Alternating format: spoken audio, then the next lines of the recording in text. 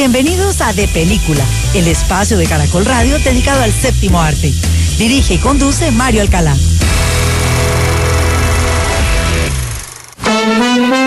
Número 20. Ecco, Benito, questi sono i nostri polli. Dove? Vieni. Ti voglio presentare il signor Hernandez, presidente del Celerina. Ah, Benito Fornaciari, che ricco il migliore. E chi è il migliore? Oh, il Celerino, naturalmente. Ma che fa questo? Le voy a presentar al presidente del Celerina. Muy buenos días a todos los oyentes de Caracol Radio en Colombia y en el exterior. Los saludamos en este domingo 18 de diciembre de 2022, en esta madrugada de domingo. Y a partir de este momento comienza De Película de Caracol Radio, el espacio del Grupo Prisa dedicado al séptimo arte, porque la sala de cine que abre más temprano en Colombia es De Película de Caracol Radio. Todos ustedes, nuestros amables oyentes, nos pueden seguir escribiendo a nuestra cuenta de Twitter, @caracoldepeli. ¡Forza, via!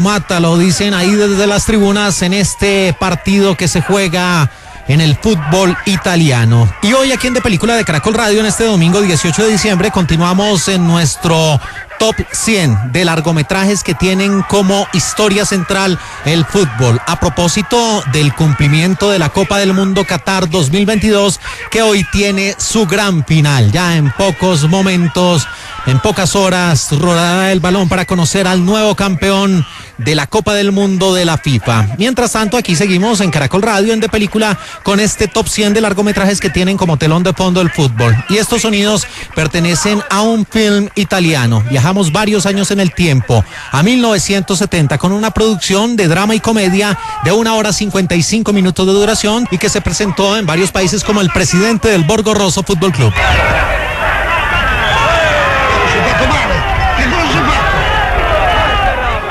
Falta, ¿qué le has hecho? Y ahí empiezan a pelearse los aficionados que están en las gradas de este estadio, donde juegan dos conjuntos, uno con el uniforme muy similar a la Juventus y el otro con una indumentaria muy parecida al Milán de Italia.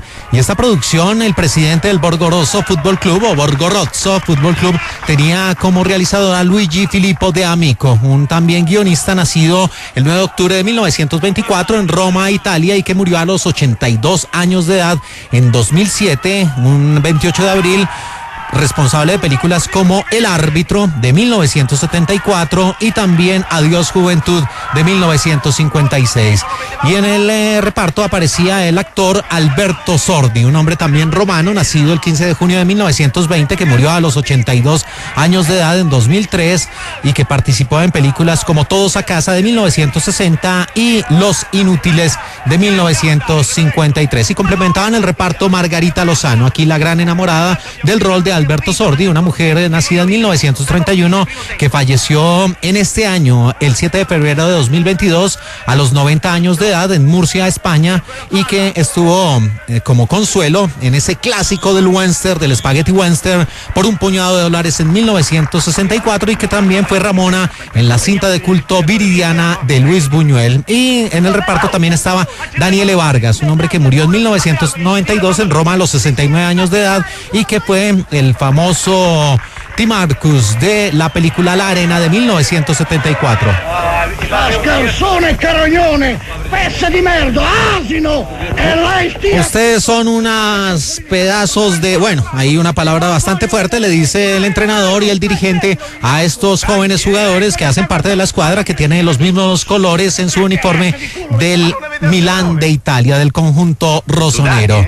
Y esta película, El presidente del Borgo Rosso Fútbol Club, de 117 minutos, con la música de Piero Piccioni y el guión de Sergio Amidei, mostraba la historia de Benito Fornaciari, un solterón que ha estado siempre muy cercano a su mamá, prácticamente, como dicen las abuelas, se ha criado bajo las enaguas de su madre y de el clero de Roma, porque ella es una asidua visitante de la Iglesia Católica, ya que trabaja como bibliotecario en el Vaticano. Ella le consiguió ese puesto y por eso él está o debate sus días entre su mamá y la iglesia. Como herencia de su padre, él recibe el equipo de fútbol, el Borgo Rosso, que aunque está en cuarta división, sus seguidores siguen siendo felices como el primer día que asisten a fútbol. Por eso Benito verá su vida completamente trastornada, porque después de haber sido bibliotecario del Vaticano, tiene que irse a hacerse cargo de los asuntos del Borgo Rosso Fútbol Club, como la compra, la venta de jugadores y todo esto para seguir contando con el apoyo de las personas que asisten a ese pequeño estadio. Y pese a su inicial desinterés y al mal manejo que le da el equipo, que provoca casi una revolución, una revuelta popular, Benito empezará a contagiarse del entusiasmo por el fútbol, y que también lo hará acercarse más a su eterna prometida, a Herminia, el rol interpretado por Margarita Lozano. Un largometraje de 1970 de 1 hora 55 minutos de duración, Il presidente del Borgo Rosso Football Club, la película que ocupa nuestro lugar número 20. Che fai in quella pianura? Sai, lo zio Monsignore ieri ha chiesto di te. Número 19. So Dad, did you ever imagine back in your day that you'd see a soccer match in America played in a stadium this big? I always thought that it was only a matter of time before we began to catch up with the rest of the world in our passion for the game. Then you were the only reporter from the U.S. at the 50 World Cup, right? Y usted fue el único reportero de los Estados Unidos cubriendo la Copa del Mundo de 1950, ¿no es así? Y ahí contesta el personaje del gran maestro Sir Patrick Stewart en la película que ocupa nuestra posición número 19 del año 2005, un film de 1 hora 41 minutos de duración y que navegaba los terrenos del drama, la historia y el deporte. Su título original, The Game of Their Lives, y se presentó en varios países como El Partido de sus Vidas. You see, I and most of those boys, we all were from... Y ahí don Patrick Stewart, con sombrero, con un traje muy elegante, empieza a hacer un flashback, una retrospectiva, y empiezan a mostrar fotografías en blanco y negro y también en tonos sepia acerca de ese equipo de los Estados Unidos que participó en la Copa del Mundo de Brasil en 1950. Y la dirección del Partido de sus Vidas estaba a cargo de David Anspaugh, un hombre nacido el 24 de septiembre de 1946 en Indiana, en los Estados Unidos, y que también hizo la película Rudy, Reto a la Gloria, en 1993. Y además de este gran actor, Patrick Stewart, nacido en Yorkshire, en Inglaterra, cuya voz tenemos de fondo, el 13 de julio de 1940, el responsable de producciones como Logan en 2017 y varias de las entregas de X-Men, donde era Charles Xavier, también fue el Capitán Picard en varias de las entregas de la saga cinematográfica de Star Trek. Hay una anécdota que cuenta Patrick Stewart acerca de la forma como hizo para conocer a Lionel Messi, no tanto él, sino su esposa, que profesaba un gran fervor por el astro argentino, y él entonces aprovechó su fama y también lo reconocido que es en el planeta, y pudo finalmente estrechar la mano de Lionel Messi y hacerse una foto. Pero siguiendo adelante con el Partido de sus Vidas, también en el reparto aparecía el Rey Leonidas, el popular Gerald Butler, el hombre nacido en Escocia el 13 de noviembre de 1969, que estuvo en Law Abiding Citizen. John Rhys Davies, un actor que increíblemente mide 1,85 m de estatura, pero que hacía el papel de enano en la saga del Señor de los Anillos, el famoso Gimli, con unos movimientos de cámara muy bien logrados y también con unos efectos visuales. Este galés, nacido el 5 de mayo de 1944, que también fue el famoso salía en Indiana Jones en busca del arca perdida en 1981. Y ya pasando a la historia que nos presenta el Partido de sus Vidas, tiene que ver con esa primavera de 1950. Los Estados Unidos fueron invitados a jugar en el Mundial de Fútbol de Brasil. El problema es que, al igual lo que les pasó en la Primera Guerra Mundial, donde no tenían ni siquiera ejército y lo formaron a última hora para ir a tierras europeas, prácticamente esto mismo fue lo que sucedió en el Mundial de Brasil, porque apenas tenían un presupuesto muy limitado para un equipo oficial. Así que rápidamente empezaron a reclutar jóvenes jugadores de San Luis, Missouri, y los enviaron a Río de Janeiro a competir con los mejores equipos del mundo. Or, as we call it here, soccer. We call it here soccer. Acá lo llamamos fútbol. Y ahí empieza a mostrarse imágenes de este equipo colegial de San Luis que vestían un uniforme granate y donde, por supuesto, jugaban a la pelota con esos viejos esféricos de cuero y con esos uniformes muy llamativos de la época que tenían una forma de abotonarse en el cuello con cordones. Y esta producción hacía un seguimiento a través de la visión de ese periodista, el único que cubrió la Copa del Mundo, el señor Dan Max Simin, que en su edad temprana es interpretado por otro actor y que muestra precisamente esa participación donde Estados Unidos quedó sembrado en el grupo frente a España, Inglaterra y Chile en el grupo 2. En ese primer partido perdió 3-1 frente a los españoles. Después, en su segunda salida y ante la sorpresa de propios y extraños, vencieron 1-0 a la selección de Inglaterra, pero en su última presentación cayeron vapuleados por los chilenos 5-2, últimos en su grupo, pero esa aventura les dio para por lo menos ganar un partido frente a la selección de Inglaterra en el Estadio Independencia de Belo Horizonte el 29 de junio de 1950.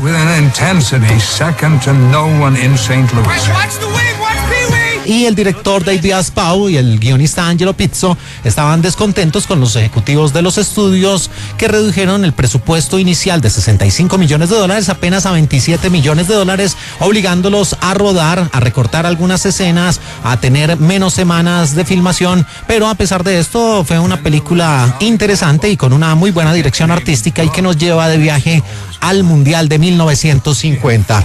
Estos sonidos pertenecen a la posición número 19 en este top 100 de largometrajes de fútbol de 2005, el partido de sus vidas.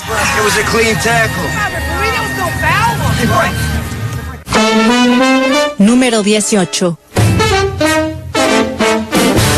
Vienes de un país pequeño. ¿Cómo logra una persona como tú llegar a uno de los equipos más grandes del mundo?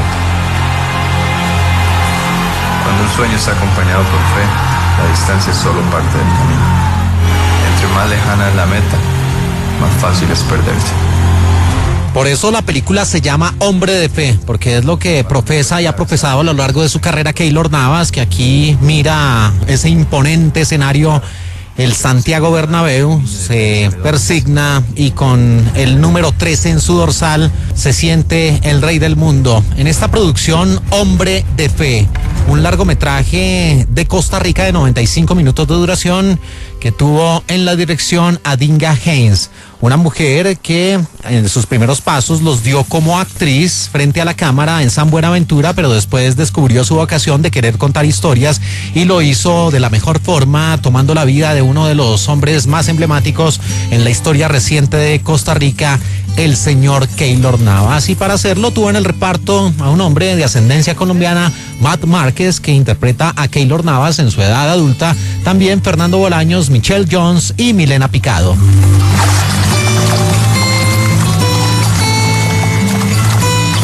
Y la historia hace un flashback, una retrospectiva a esos paisajes del campo y de los arroyos y de los arbustos y de los grandes árboles en Costa Rica, para empezar a narrar la vida de un niño que vive en esa región rural costarricense llamada Pérez Celedón. Él encuentra en el fútbol su pasión, un motor de vida y la vía para tener una vida mejor y para ayudar a los suyos. En su camino por alcanzar sus metas deportivas y profesionales y así ayudar económicamente a su familia, se enfrenta con el hecho de desapegarse, de salir de su terruño, de irse a vivir solo a la ciudad de San José, una ciudad hasta ese momento desconocida para él, y de ahí en adelante lo único que vendrían serían retos cada vez más altos que él enfrentaría con toda la pasión y de nuevo con toda la fe.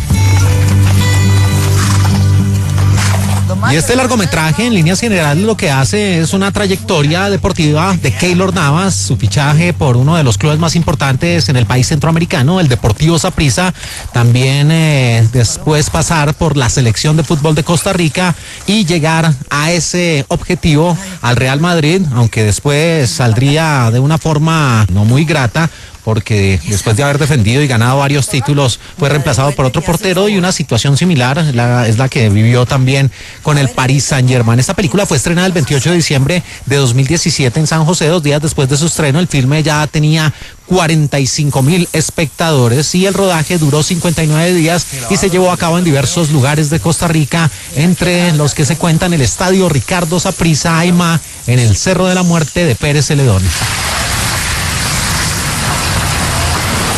Y la vida tiene que ver con Keylor Antonio Navas Gamboa, nacido el 15 de diciembre de 1986, futbolista costarricense que ahora hace parte del Paris Saint-Germain de la Liga 1 de Francia, 1,85 m de estatura, 79 kilogramos, internacional absoluto con Costa Rica desde el 12 de octubre de 2008. Su mejor actuación se dio en Brasil 2014, donde por primera vez en la historia los ticos avanzaron a los cuartos de final y él incluso fue postulado al mejor portero del mundial, al guante de oro de la FIFA por varias atajadas que tuvo en los 5 partidos, y fue también un baluarte y el mejor portero en la Copa de Oro de la CONCACAF en el año 2009. Antes de pasar por el Real Madrid estuvo en un pequeño tramo por el Levante, y esto también lo muestra este film Hombre de Fe. Y aquí aparecen varios de esos jugadores de la época de Keylor Navas, interpretándose a sí mismos, como Zinedine Zidane, Luka Modric, Sergio Ramos, el mismo presidente del Madrid de los merengues, Florentino Pérez, Marcelo, y uno de los referentes que tenía el propio Keylor Navas en una edad temprana era el arquero de la selección costarricense en el Mundial de Italia 90, Luis Gabelo Conejo, del cual habíamos hablado en esa producción donde se vio la participación de Costa Rica, Italia 90 la película, y aquí ese rol estaba interpretado por el actor Fernando Bolaños. Así que Hombre de Fe, una producción disponible en las plataformas, en el streaming, una película de 2017 que ocupa nuestra posición número 18. Muchachos, nuestro último partido no fue nuestro mejor juego. Vamos a tener que aplicar una serie de variables. Necesito que juguemos mucho más a la ofensiva, que busquemos la posición del balón, ¿ok? Número 17.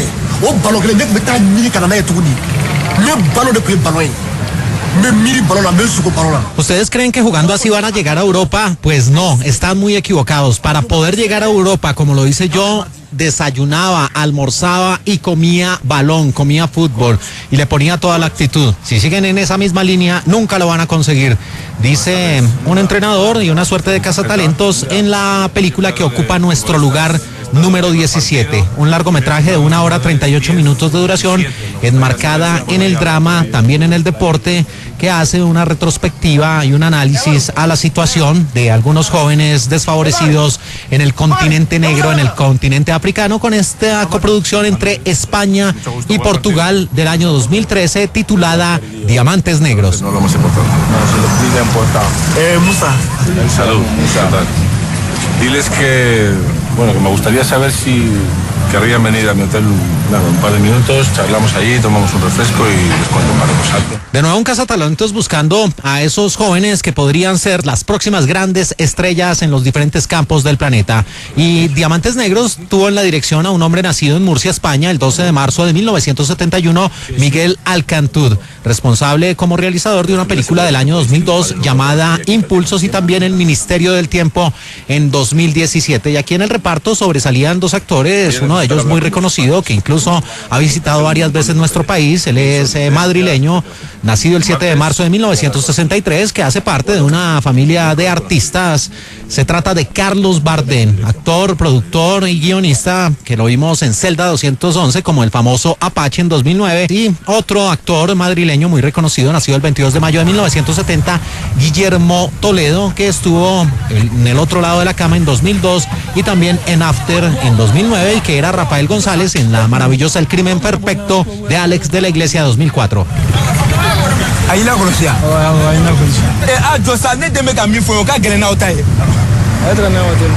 Se han fijado en mí, tenemos que ir a un hotel y tratar de finiquitar los detalles acerca de nuestra posible ida a Europa, y el conductor de un transporte público abraza a uno de nuestros personajes en la película Diamantes Negros, de 100 minutos de duración, que tuvo el guión también de Miguel Alcantud. Y la historia se desarrolla en medio del África, donde aparecen esos jóvenes y mujeres rodeados de pobreza, de enfermedades, y donde miles de niños sueñan casi que despiertos con cambiar esa vida, ese triste destino, y por qué no jugar algún día al fútbol en Europa. Y allí aparece la situación en Mali, en la actualidad, donde están Amadou y Moussa, dos adolescentes que viven su día a día normal, de maneras diferentes, podría decirse. Uno de ellos va a clase, en el caso de Moussa, mientras tanto Amadou trabaja en un mercado y trata de ganarse la vida, pero tienen un común denominador: la pasión incondicional por el fútbol. Ambos dedican su tiempo libre a perfeccionarse en este deporte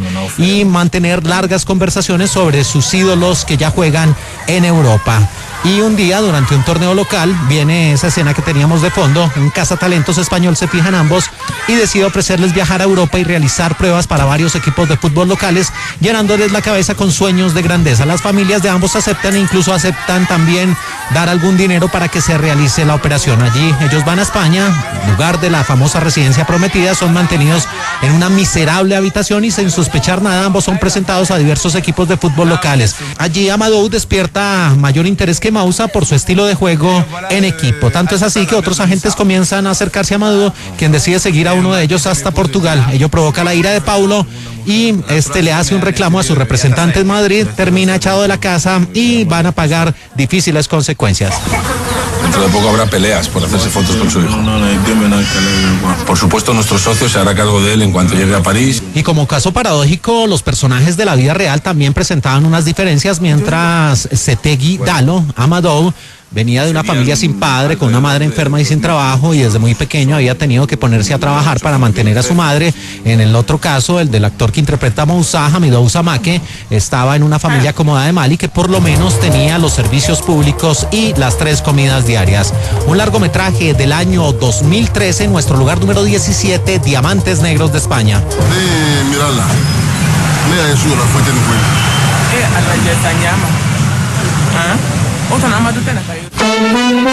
Número 16. Look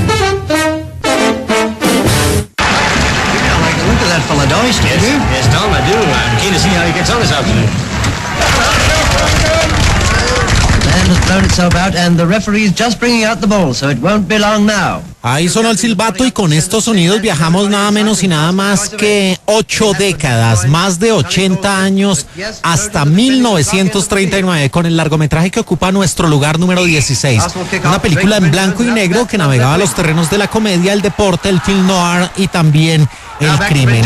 De 1 hora 24 minutos de duración, su título original, The Arsenal Stadium Mystery, y que se presentó en varios países como El Misterio del Estadio del Arsenal. Doyce hits it. That boy certainly looks good. Ay, Dios mío, qué mujeres tan lindas las de esa época, con esos ropajes ahí en las tribunas asistiendo al fútbol, que era un espectáculo donde los asistentes iban vestidos como si se tratara de una fiesta de gala, en The Arsenal Stadium Mystery. Una película que tuvo en la dirección a Thorold Dickinson, un hombre nacido en 1903 que falleció en 1984, original de Bristol, en Inglaterra, y que hizo otras producciones como La Dama Blanca de 1949. Y en el reparto sobresalían el actor Leslie Banks, un hombre nacido en 1890, fallecido en 1952, que estuvo en la película Henry V o Enrique V de 1944 con Laurence Olivier, y también en El Malvado Zaroff de 1932. Y una de esas mujeres hermosas, qué rostro, qué porte, el de Greta King. Ella era noruega, nacida en Oslo en 1916, falleció en 2000 a los 83 años de edad, y también estuvo en el largometraje Take My Life de 1947.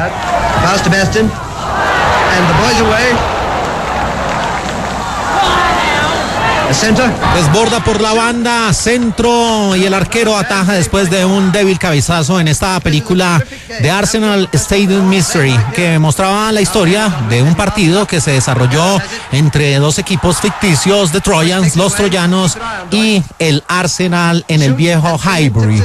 Los troyanos eran un equipo amateur que sin esperarlo terminó enfrentándose con un equipo de la primera división en el estadio del Arsenal ante una gran multitud. El estadio estaba repleto, pero todo empieza a tornarse misterioso porque en mitad del partido John Doyce, estrella de los Trojans, se derrumba en el terreno de juego. Sus compañeros lo único que hacen para auxiliarlo es sacarlo del campo y dejarlo ahí en la banda. Al final, él pierde la vida, él fallece y todo parece indicar, según las pesquisas, de un sabueso que ha sido envenenado. Y allí entra a escena los agentes del Scotland Yard de la inteligencia británica que envían a un inspector para que investigue los hechos y para tratar de resolver este muy misterioso caso.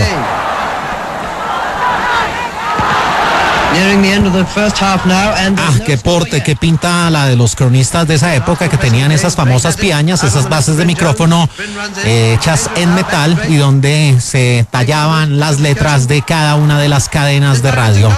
En este film de Arsenal Stadium Mystery, donde ese partido de fútbol del que se tomaron las principales secuencias fue uno que tuvo acción en la vida real entre el Arsenal y el Brentford y tuvo lugar el sábado 6 de mayo de 1939. Y para esta película el escenario fue el Arsenal Stadium, que estuvo en pie desde 1913 hasta el año 2006, ubicado en Highbury, dentro del distrito londinense de Islington. El estadio fue demolido parcialmente en 2006 y fue reemplazado por un complejo residencial conocido como Highbury Square, aunque se han conservado partes de las gradas del estadio debido a que se designó como un edificio de interés cultural y tuvo la protección por parte del gobierno. Estos sonidos hacen parte de un film de 1939 en blanco y negro que ocupa nuestro lugar número 16, El misterio del estadio del Arsenal. Una pausa aquí en De Película de Caracol Radio, la sala de cine que abre más temprano en Colombia, y ya regresamos con más de este top 100 de largometrajes que tienen como historia central el fútbol.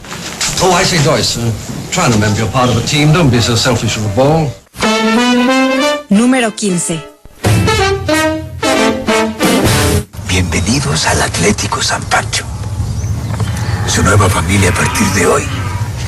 Deben sentirse muy orgullosos de haber sido seleccionados entre cientos de niños y de formar parte de la nueva generación de futbolistas de este pueblo. Ustedes han sido llamados para hacer historia. Sí, señor, hacer historia. Aquí solo han llegado los mejores. Por lo tanto, tienen la obligación de representar dignamente a San Pancho. Ah, qué grande Héctor Suárez, como Don Pepe, con su sudadera azul y ahí en blanco, en relieve, marcado el DT, director técnico.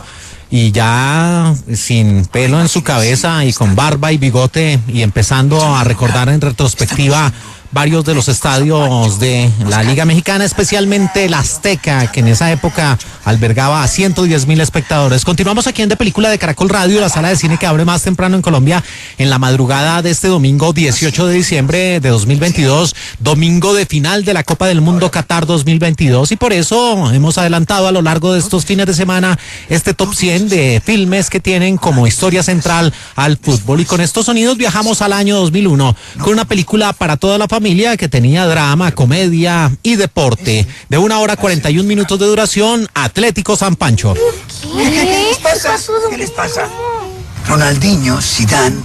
¿Qué les pasa? ¿Qué nos pasa? Queremos rock, decía el gran Héctor Suárez en otro de sus grandes personajes en la comedia mexicana. Y la dirección estaba a cargo de un hombre nacido el 31 de enero de 1970, tiene 52 años de edad, es originario del DF, de Ciudad de México, ha ganado varios premios TV y novelas y ha participado y dirigiendo a artistas de la talla de Ricardo Abarca y la preciosa Carla Sousa. Se trata de Gustavo Loza, el gran realizador de este film Atlético San Pancho, y ese hombre que escuchamos ahí, a Don Pepe, el gran Héctor Suárez Hernández, fue un actor y comediante mexicano, nacido el 21 de octubre de 1938 en el DF, falleció Murió el 2 de junio de 2020, también en México. Dejó a Héctor Suárez Gómez, a su hijo, y a su hermano Alejandro Suárez en la actuación, y fue el gran artífice de un programa que se presentaba muchas tardes en la televisión colombiana. ¿Qué nos pasa? Con Doña Zoila, con el Flanagan, con el político,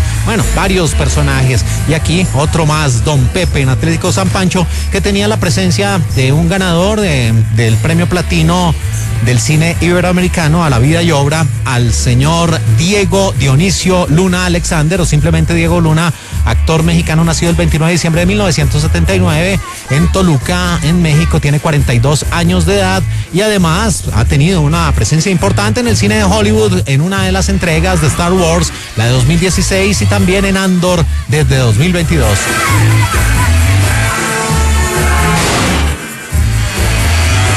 Ay, se toma la cabeza Don Pepe porque estos muchachos parecen no dar pie con bola en este film Atlético San Pancho, donde al principio pareciera cosa del destino que dos balones caigan en ese viejo pueblo que antes vibraba con el fútbol, pero que de un momento a otro perdieron el interés por el balompié. Y es un deporte olvidado porque solamente Toño, el hijo de un jugador leyenda de ese pueblo, junto con sus amigos el Hormiga y el Torta, se interesan en el juego. Accidentalmente caen esos balones cerca de los tres niños y lo toman como una señal. De ahí en adelante empiezan a reclutar gente, aunque al principio pues prácticamente caen puros troncos, puros niños bastante torpes con el balón, pero como lo anunciaba Don Pepe, el primer juego va a ser contra el rival de toda la vida, el Dinamo Fútbol Club, actual campeón de la Copa Coca-Cola, que es el trofeo preciado por parte de estos niños. Y allí empieza esa carrera, ese trasegar por parte del Atlético San Pancho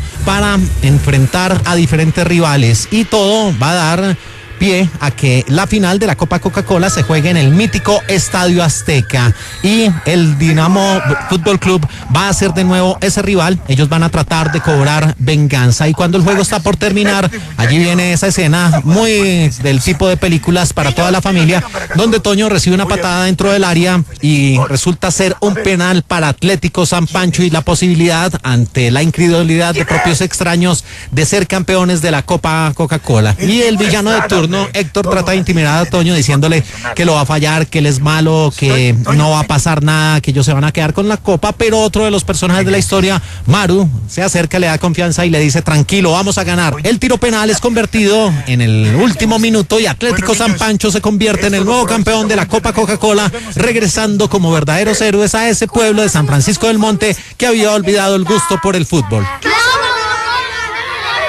No, ya.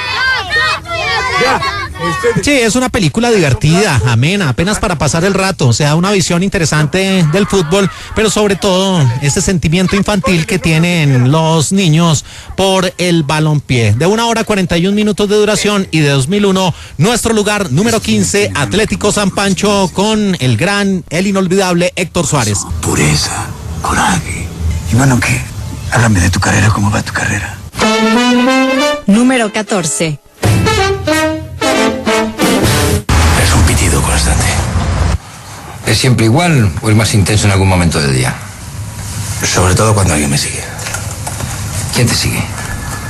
Pues gente que me persigue, gente que me acosa por todas partes, gente que me acosa. Yo no veo nada extraño en el oído, José Luis. Entonces no vas a recetarme nada. ¿Qué tal está Eva y el pequeño Jorge? Bien. Genial.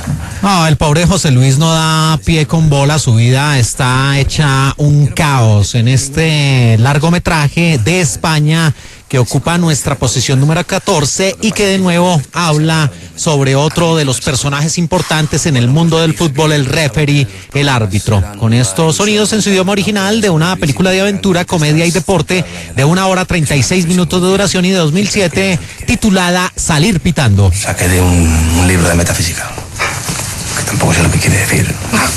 José Luis, El hombre visitando al médico José Luis, el árbitro de fútbol, en la dirección salir pitando estaba Álvaro Fernández Armero, un madrileño nacido en 1969 que fue el realizador de una muy buena película donde actuaba en sus primeros papeles en 1994, Penélope Cruz, Todo es mentira. Qué buena producción. Y el reparto encabezado por José Luis o nuevamente don Guillermo Toledo, el hombre nacido en 1970 que estuvo en El Crimen Perfecto, acompañado de un talentoso actor asturiano nacido en Luanco el 17 de enero de 1971, Javier Gutiérrez, ese famoso entrenador de la muy buena película Campeones del año 2018 y que también estuvo en la cinta El Autor del año 2017 y recientemente en un largometraje enmarcado en el terreno del suspenso para Netflix. También otro muy buen actor, nacido en Andalucía, España, en Málaga, el 18 de enero de 1968, Antonio de la Torre, que se fajó tremendo papel en esa muy buena película acerca de la política y la corrupción en España, El Reino del año 2018, y que también fue Sergio en la muy buena película Balada Triste de Trompeta del año 2010. Y complementaba el reparto otra madrileña, nacida en 1972, el 7 de marzo, la talentosa Natalie Poza, que estuvo con Almodóvar en Julieta en 2016 y también con Isiar Boyaín en La Boda de Rosa en 2020.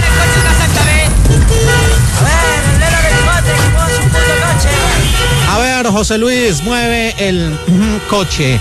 Y esta producción que tenía el guión de Álvaro Fernández Armero y Juan Cabestani, salir pitando de Morena Films y de Columbia Pictures, mostraba la historia de José Luis Pérez, el rol a cargo de Guillermo Toledo, un hombre que tiene problemas por donde se le mire. Ahí estaba supuestamente con tinnitus y se sentía perseguido, entonces por eso visitaba a su médico. Además, también luego de ser una verdadera estrella, uno de los hombres más prestigiosos en la Liga Española de Fútbol, su reputación profesional se ha visto dañada como resultado de una serie de decisiones polémicas en los últimos partidos. Y la cereza del pastel corre por cuenta de su vida íntima, de su vida personal, porque aunque sigue enamorado de su exmujer y aún piensa que puede regresar con ella para complicar aún más las cosas, ella para quitárselo de encima le dice: mire, José Luis, yo tengo un amante, así que no más, no quiero nada con usted. Y ante esta situación, José Luis Pérez, en un ataque de orgullo, decide tomar la arriesgada decisión de arbitrar, de pitar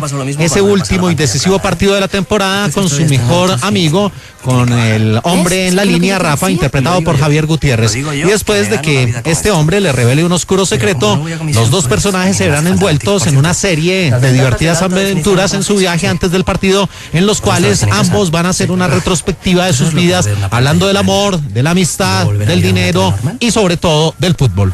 Ah, ya, claro. Es que no hay color. Entonces el único problema que tenéis es soltar el dinero así de golpe y porrazo, ¿no? Pero tienen planes de financiación sin intereses, ¿verdad? Los tenemos. Y aquí Javier Gutiérrez, que interpreta a Rafa, también, además de pitar, de ser juez de línea, se desempeña como un vendedor y aquí está tratando de seducir a dos clientes que empiezan a cuestionarlo con una serie de preguntas, pero él, en su experticia, les promete el cielo y la tierra, aunque las cosas no van a salir muy bien. Y este film, Salir pitando, fue estrenado el 21 de septiembre de 2007 en toda España y el 11 de septiembre de ese mismo año se preestrenó en la ciudad de Huelva, y parte de las escenas de la película se rodaron en el Estadio Nuevo Colombino durante un partido real de la Liga Española entre el Recreativo de Huelva y el Valencia Fútbol Club. 3 días a la semana. Que sean 4, Manuel. Y precisamente porque se estrenó en la ciudad de Huelva, porque el encuentro que aparece plasmado en el largometraje es entre el Recreativo de Huelva y el Valencia Fútbol Club, y es el partido más importante y podría darle un paso a cualquiera de estos dos equipos a una Copa de la UEFA. Y aunque pareciera extractado simplemente de la ficción, esta historia hace parte de la realidad, aunque distorsionada y cambiada con los nombres, de una polémica arbitral de un partido de fútbol donde pitó Rafa Guerrero entre el Real Zaragoza y el Fútbol Club Barcelona años atrás. Así que otro largometraje que recrea la vida de los árbitros, esta cinta española de aventura, comedia y deporte de 1 hora 36 minutos de duración, Salir pitando, nuestro lugar número 14. Gracias. Papá. Jorge, ¿y tú? ¿Te lo estás pasando bien? Sí, pero todavía no me has dicho cómo funciona la... Número 13. Welcome to the Martino Caterineum. Herzlichen Dank, Direktor. Ich hoffe, Sie hatten eine angenehme Reise. Die Nordsee zeigte sich ein wenig rau. Wenn ich Sie so ansehe, spüre ich förmlich den frischen Wind, den Sie von der Insel mitbringen. Aber Sie müssen nicht denken, dass wir hier nur rückständig geblieben sind, seit Sie Ihrem Vaterland den Rücken gekehrt haben. Después de las respectivas presentaciones y mostrando sus credenciales, llega un hombre que va a cambiar el destino y la vida de muchas personas, especialmente de un puñado de jóvenes. Y con estos sonidos en su idioma original de una película alemana de 2011, llegamos a nuestra posición número 13 aquí en el top 100 de largometrajes sobre el fútbol que hemos venido haciendo a propósito del Mundial Qatar 2022. Y estos audios pertenecen a un film de Alemania de 1 hora 53 minutos de duración, inspirada en hechos reales, que además también mezclaba el drama y el deporte. Su título original, Der ganz grobe Traum, y que se presentó en varios países como Unidos por un Sueño. Und deswegen habe ich Gustav Meerfeld, Sie Koch, an das Martino Caterineum geholt, als einer der ersten Englischlehrer an einem deutschen Gymnasium.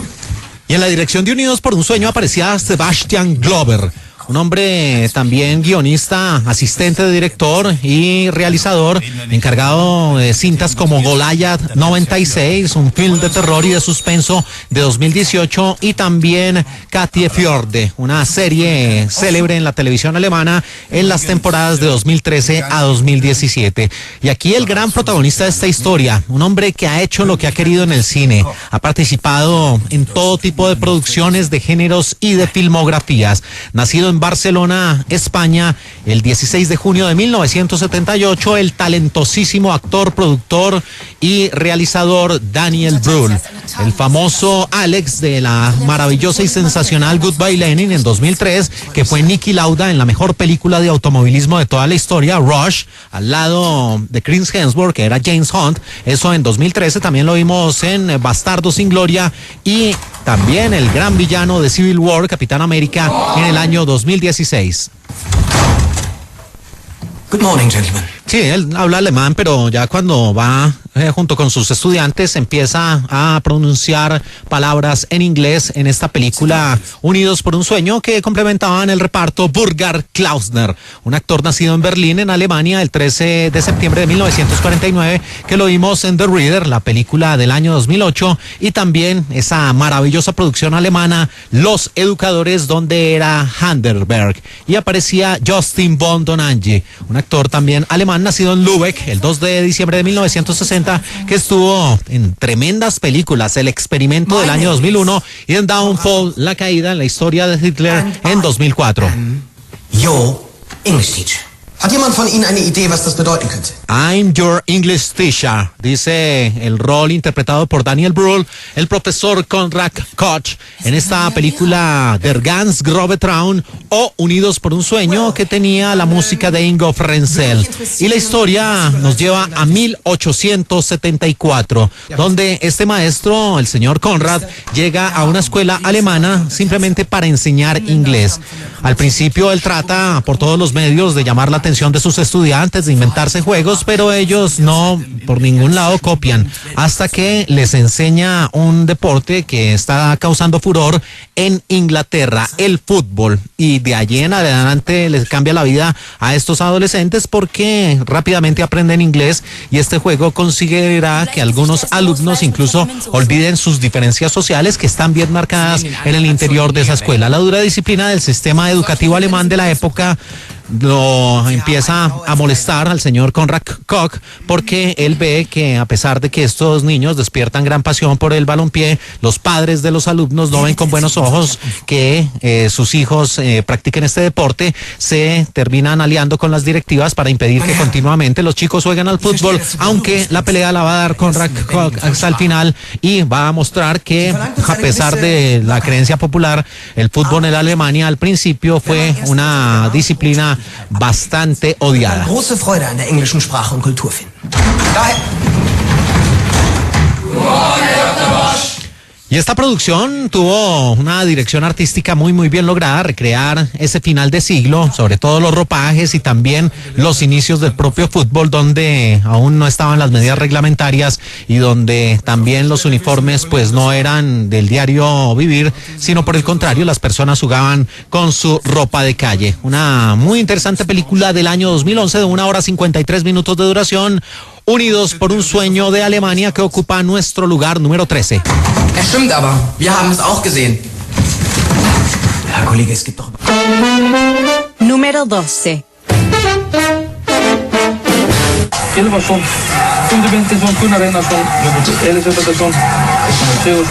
eitthvað pælt í kvennabotnandi þessi? Nei, Pálmi að standa sér helvíti vel með kærlingunum maður. Sáðu þær á móti þarna ítölsku kærlingunum maður.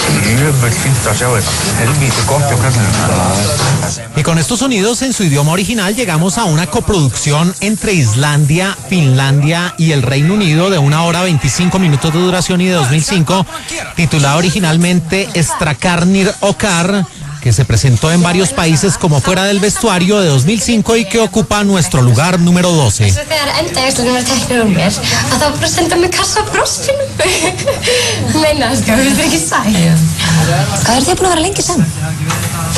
La dirección de Fuera del Vestuario, también presentada para el público angloparlante como Eleven Men Out, tuvo como realizador a un hombre nacido en Reykjavik, en Islandia, el 4 de junio de 1973, que además es editor y guionista, Robert E. Douglas, un hombre que también hizo otra producción que tenía como telón de fondo el fútbol en 2000, llamada The Icelandic Dream o El Sueño Islandés. También hizo una película llamada Small Mall del año 2004. Y aquí en el reparto aparecían actores islandeses, uno de ellos nacido el 8 de diciembre de 1974, ya tiene 47 años de edad. Se trata de Björn Hjur Haraldsson, actor islandés conocido por haber interpretado a Helgi en la película Hammarin y también estar en el largometraje Trap de 2007.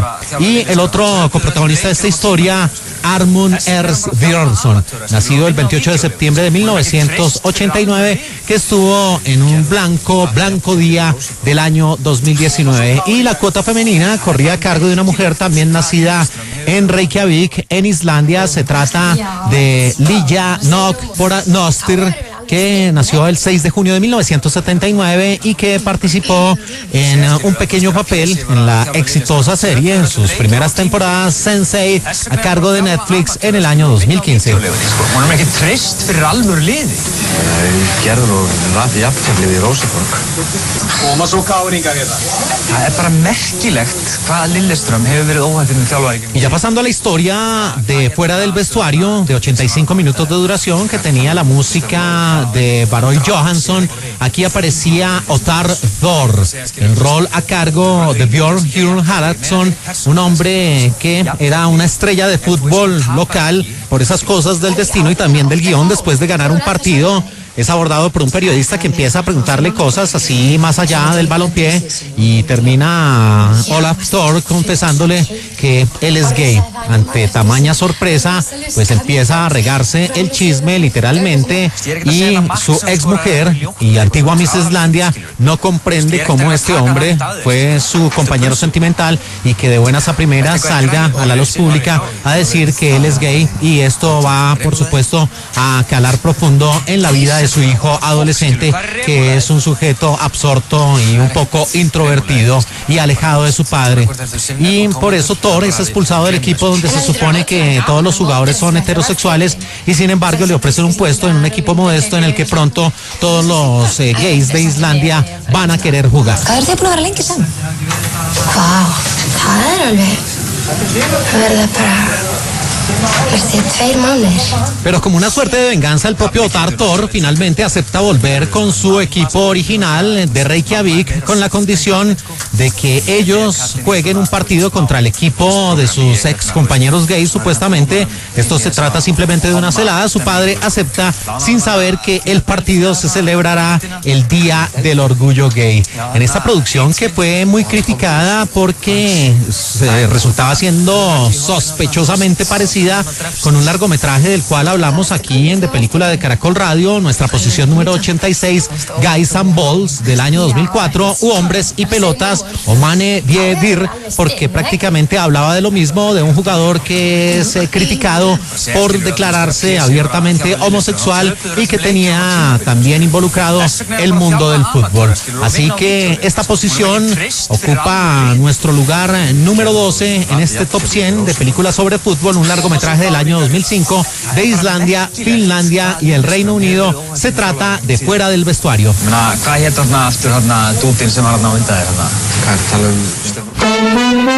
Número 11. Sin ir más lejos, San Manteca lo descubrí en un pueblo muy parecido a este, pero en Chile. Hoy es una figura el hombre, ¿no? Chile, sí. Bueno, yo los represento a ellos y a varios más. Y voy a ir al grano, chicos. Los vi jugar. Y les voy a ser absolutamente sincero, más allá que están un poco pasaditos en la edad, tienen un potencial. Ahí habla el popular Batuta, en la película que ocupa nuestro lugar número 11 en este top 100 de largometrajes que tienen que ver con el mundo del fútbol. En este largometraje de los mexicanos que hablaba acerca del drama, el deporte y la comedia, incluso la música norteña, de 1 hora 46 minutos, su título Rudo y Cursi. ¿El otro? Y el otro, dice el Rudo. No sé, Rudo.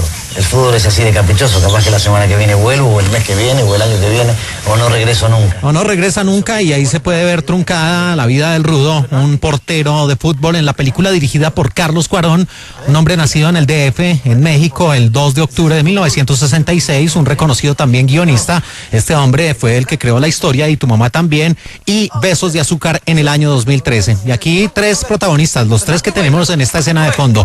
Gael García Bernal, nacido en Guadalajara, México, el 30 de noviembre de 1978, que también estuvo en Y Tu mamá también, y en Diarios de motocicleta y en Amores perros.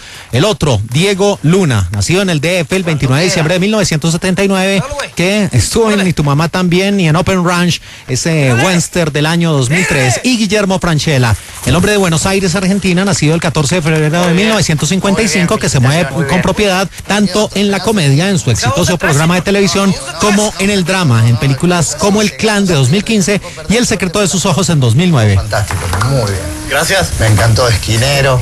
Está fantástico. Te quiero ver mañana temprano, City. Y esta escena es bien particular porque ellos dos, Rudo y Cursi, o los personajes de Gael García Bernal y Diego Luna, Tato y Beto, cuadran de que van a arreglar el penal y terminan traicionándose, y a partir de ese momento comienza la enemistad. Y es que todo tiene que ver con 2 hermanos, los hermanos Beto y el mismo Toto, que sueñan con ser uno cantante de música norteña, el rol de Gael García Bernal, y el otro pues ser futbolista. Pero a partir de ese instante, de ese penal, empieza esa rivalidad que durará hasta el final. Mía, cabrón, pues la de acá, güey, pues estoy tirando para acá. Eres pendejo. ¿Qué? No me hagas pendejo, Beto, no me hagas pendejo. Mira, no me hagas pendejo, güey. Tú me dijiste que tiraba para la derecha, tira para la derecha, güey. Y a uno lo llaman rudo porque su forma de jugar al fútbol es bien difícil y puede lesionar a los rivales, y al otro Cursi porque precisamente canta temas de música norteña que resultan siendo un poco obsoletos y algo trillados en sus letras. Y en esta película, el último partido de fútbol fue rodado en el estadio Nemesio 10, que hace parte y es la sede del Toluca, equipo de fútbol de la Primera División de México. Y los 2 comentaristas deportivos que hablan en uno de los encuentros decisivos, tanto de Rudo y Cursi, son en la vida real David Faitelson, que es uno de estos hombres energúmenos y fuerte a la hora de dar sus conceptos, especialmente sobre la selección de México, y Antonio Rosique, 2 personalidades de la televisión y el deporte en México. Estos sonidos que están disponibles en la plataforma de Netflix hacen parte de nuestra posición número 11, un film del año 2008. Se trata de Rudo y Cursi con Gael García Bernal y Diego Luna. Y hasta aquí esta nueva entrega de nuestro top 100 sobre películas largometrajes de fútbol. El próximo sábado 24 de diciembre, despidiendo el año, llegaremos a los 10 primeros lugares, a esas 10 primeras películas, para completar los 100 largometrajes de fútbol aquí en Caracol Radio, la sala de cine que abre más temprano en Colombia en De Película. ¿Estás muy apurado, fiera? Dale, subite atrás que vas a estar como un rey. ¿Acá? Ahí, vamos. Tomate una cervecita.